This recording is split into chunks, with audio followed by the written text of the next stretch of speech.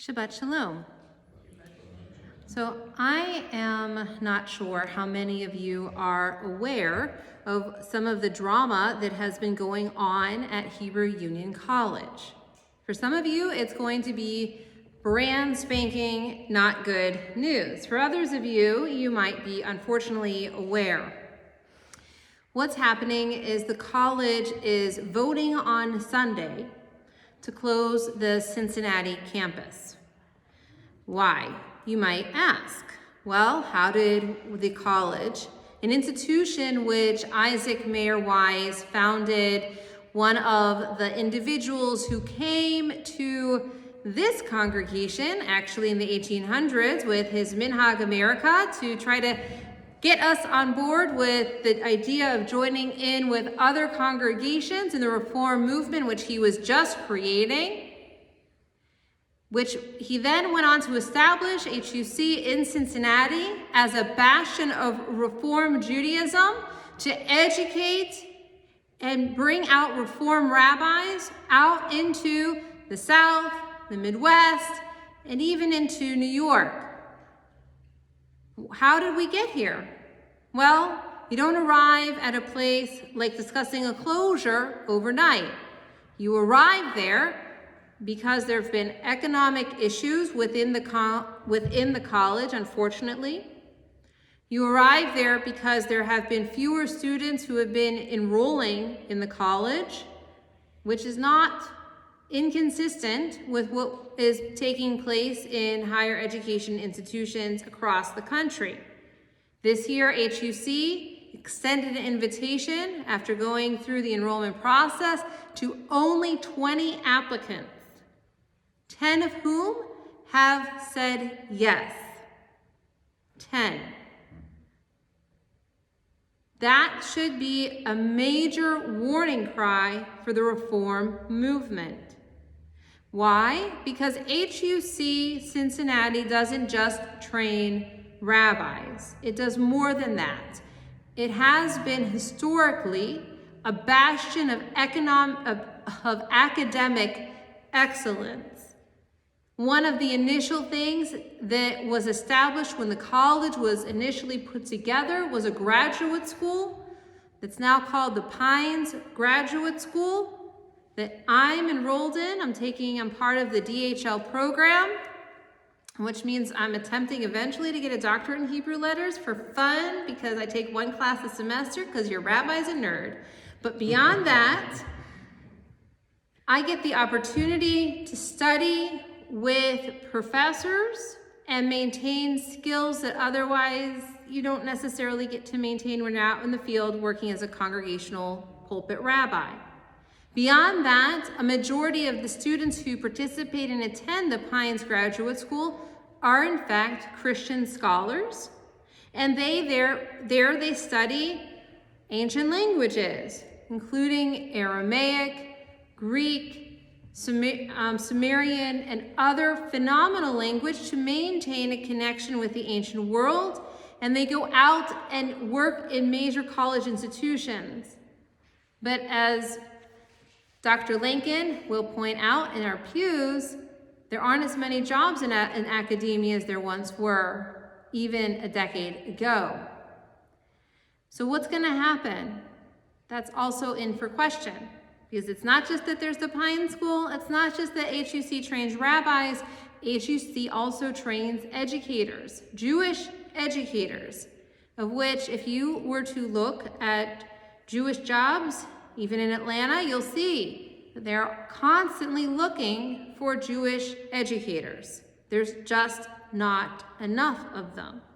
You can ask why? Well, frankly, the pay is probably one of the reasons, and as any educator will tell you, you work a lot because you absolutely love it, but you don't necessarily go in it to make a ton of money. And I think that that's true not just within the Jewish world, but within the secular world as well. And so we see that we've arrived here, and by the way, HUC does more. There's the nonprofit school that teaches people how to help work in the nonprofit sector. There's a D-Min program in the New York campus, and they also teach pastoral counseling. Rabbis who are trained in the Cincinnati campus, where I went to school, I went to the Cincinnati campus, have many opportunities, one of which is serving student pulpits in the Midwest and South. I had the wonderful gift of being able to serve a pulpit in Winnipeg, Canada. That's where I learned if you take a glass of water at minus 40 degrees Fahrenheit and chuck it outside, it freezes into ice on its way down, because 40 degrees Fahrenheit is the same as minus 40 degrees Celsius. Let me tell you, it's stinking cold. Beyond that, I also worked in Alabama and Pine Bluff, Arkansas, which were phenomenal. In fact, because I had such an amazing time working in the South, I spent my entire career as a rabbi in the South. HUC leadership believes that they can accomplish the same by having HUC located on the New York campus and the LA campus. I beg to differ. The finances don't hold water, as it were. I also am further challenged by what will happen to the thing like the Clow Library, or what will happen not just to the Clow Library, but the American Jewish Archives. We in Atlanta have the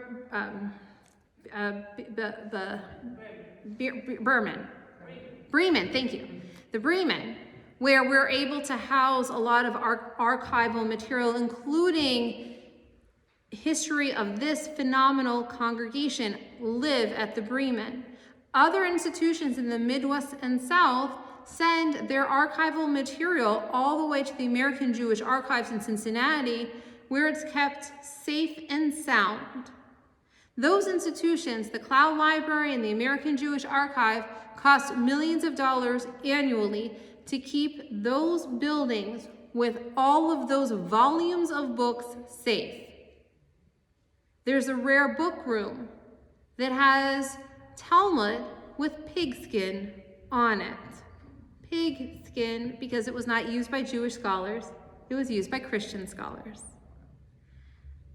It is an amazing gift of a place, and the idea that is had is that by the administration is that unfortunately Judaism is growing on the coasts and diminishing in the heartland and South.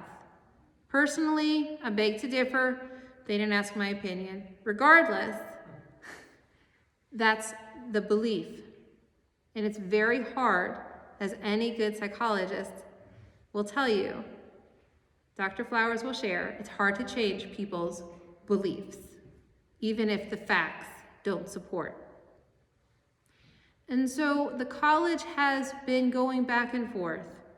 The CCAR, the Central Conference of American Rabbis, has been debating, and I wish I could say always nicely, the truth is, not always so nicely with each other, about the future. And I can't tell you that I know what the outcome will be. I can only tell you that April 10th, in just a few days, the Board of Governors is having a very big vote. A big vote which will ultimately, in many ways, determine the future of the reform movement. Just to remind you, the URJ does not do what it used to do. It used to have regional rabbis. There are none. It used to have regional NIFTY directors. Those are gone too. There used to be a lot more structural support provided by the URJ in the Midwest and the South. That's not as much present. The college, with its support of student rabbis, still provides some of those infrastructure. With the potential of it closing, especially congregations like ours need to ask what's going to happen to us. I don't know the answer. I will only say that we are definitely at an inflection point, and it's something to be aware of. I look forward to figuring it out with you together, because ultimately we're going to be wandering through this wilderness of what will happen in the reform movement. Rabbi Rick Jacobs, who runs the Reform movement as of now, has been largely silent. The CCAR is trying not to take a position because its membership is so divided on this topic. And I don't think there's a right answer. I don't believe in silver bullets. I've never found that they work in my own life, and I don't believe in complex situations where so many pieces are moving. We know the answer. But I think if we continue to be a union of congregations that works together, we'll be able to find multiple solutions together. So let's get ready for a fun journey. Remember, we've survived more challenging things than this. Tomorrow will still come. The sun will still rise. HUC is not going away. It's going to morph. Hopefully they'll decide to keep the Cincinnati campus open. But we'll see.